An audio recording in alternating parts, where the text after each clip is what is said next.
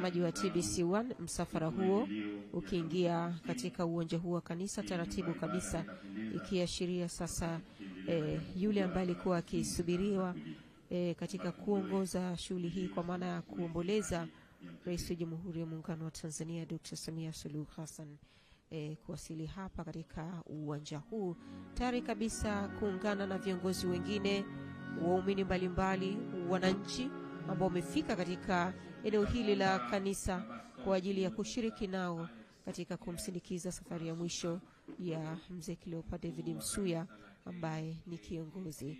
Na mtazamaji wa TBC1, ikiashiria sasa kiongozi wa nchi hii Rais Dr. Samia Suluhu Hassan kuwasili hapa katika eneo hili, na msafara huo ukiwa umesimama tayari kabisa kumpokea Rais wa Jamhuri ya Muungano wa Tanzania Dr. Samia Suluhu Hassan ambaye ataongoza basi katika maombolezo. Anaonekana pale mkuu wa mkoa pia akiwa amejisogeza pale, na viongozi wengine wa dini wakionekana hapa tayari kabisa kumpokea Rais wa Jamhuri ya Muungano wa Tanzania Dr. Samia Suluhu Hassan. Na mtazamaji wa TBC1, Rais wa Jamhuri ya Muungano wa Tanzania Dr. Samia Suluhu Hassan tayari kabisa akielekea ndani ya kanisa hili kuungana na viongozi wengine.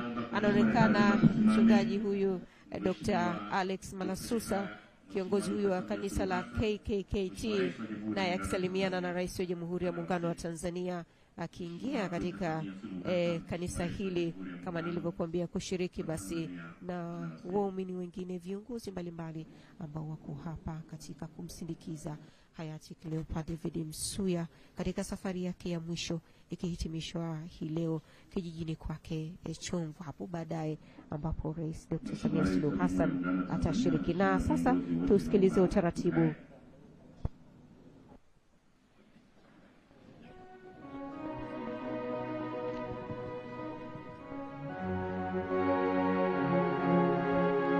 Kama nilivyozungumza mapema, baada ya Mheshimiwa Rais wa Jamhuri ya Muungano wa Tanzania kuwasili, kitendo kitakachofuata ni mwili wa mpendwa wetu kuletwa hapa kanisani.